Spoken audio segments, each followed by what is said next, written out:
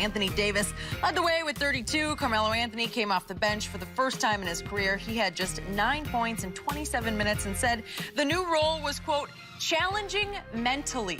Shannon, what did you learn about the Rockets last night? They may have forgotten that their season started. What I learned is that they're going to be in trouble defensively. The ability that they had so well last year that gave the Warriors fit was the ability to switch every time, Skip. When you have Mbah Moute, when you have P.J. Tucker, and you have Trevor Ariza, and then you have Chris Paul, who's one of the better defensive point guards in all of basketball, along with Capella, you could switch a lot of these assignments. Well, when you trade out Ariza and Mbah Moute for Carmelo, now Carmelo plays even less defense than LeBron. Now, at least LeBron will roam and dive in the passing lane and get some steals. He gets some chase down blocks. Melo's not playing any defense. And so now you got Melo that's not going to play defense. James Harden's not playing any defense. P.J. Tucker is undersized. Skip, they had P.J. Tucker trying to guard Anthony Davis. Really? What you going to do with that? And now is that they're really going to have these threes going in because teams are going to be able to get whatever they want because they're defensively challenged now as opposed to last year. They were 7th, Skip. They were 7th in defense efficiency.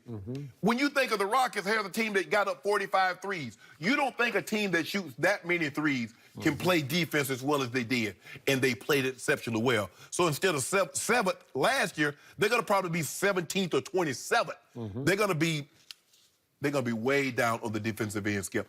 I don't want to put a whole lot in one game. James Harden still almost had a triple-double, but they're gonna struggle this year on the defensive side of the football because I believe switching out Trevor Ariza and Mbah Moute for Carmelo is a negative.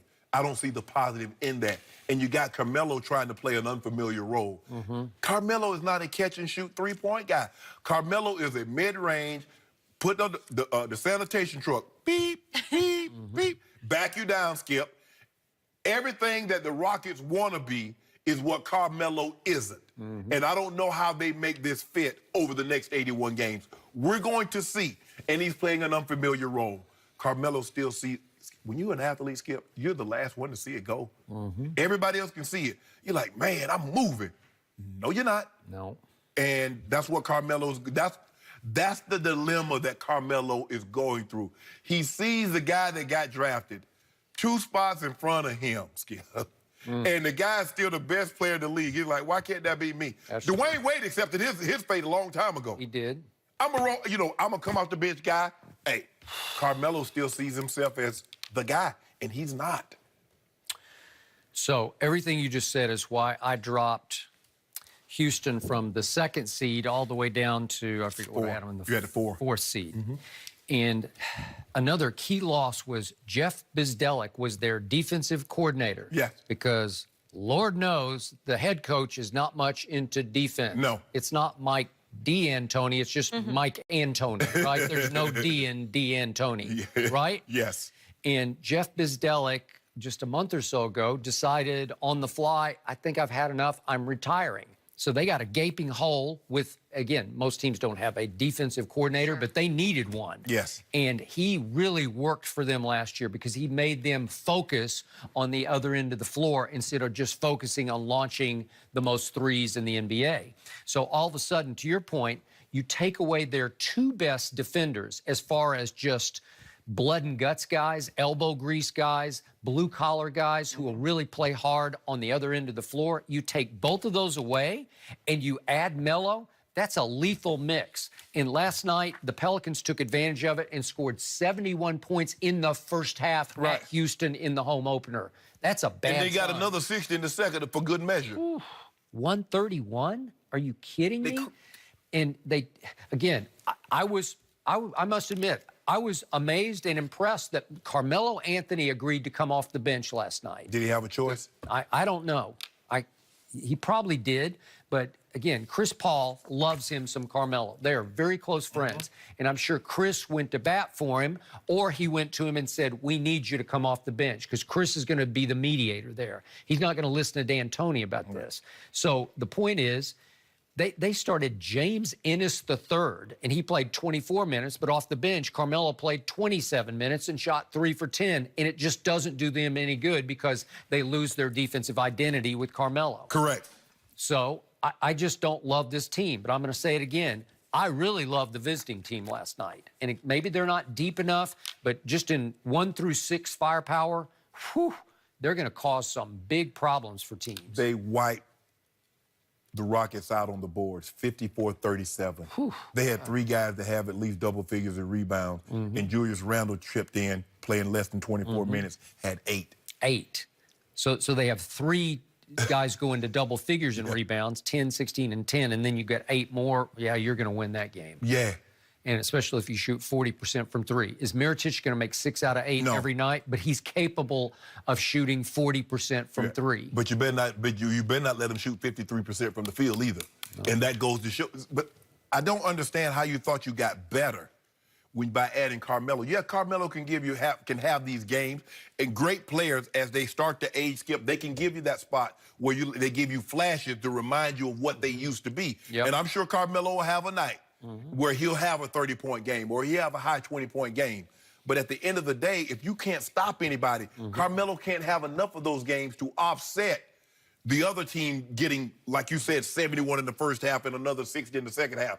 I think you're going to see, maybe not 70, but I think you're going to see a lot of teams get high 50s, 60s on this team in a half because of their inability to play defense. You don't lose what they lost. Trevor Ariza always had the toughest assignment. He had to guard KD. He had to guard LeBron. He had to guard the toughest wing player. Okay, then you could throw Mbah Moute at him. And then P.J. Tucker. Now those 2 guys are gone. You're going to throw Carmelo at LeBron? You're going to throw Carmelo at KD? Nope. No. And it's funny what you say, the athlete's the last to see that it's over. Yes. Well, sometimes his friends can be the last to see it because in Oklahoma City last year, not that he's that close with Russ, but Westbrook and Paul George thought, we got Carmelo, and so it was the okay 3, you know, like it was, they got their big 3. Right. No, you don't. You're living in the past because he's past tense. Yes. It's not. He's a shell of what he once was. Yeah, he's not Melo anymore, as you said. He's just Anthony. Right? He's Carmelo. Hey, Melo. No more. No, and that's the thing.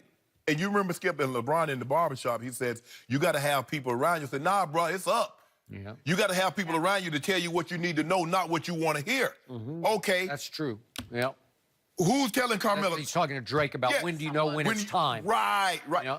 Getting in is easy because when you got the talent. That conversation was actually more about Drake. When does he know it's time to move on from rap? Right. You know, when does he become an actor or do something? And LeBron was like, that's when, you know, you got to have people around you to tell you, nah, bro, you're not that guy anymore.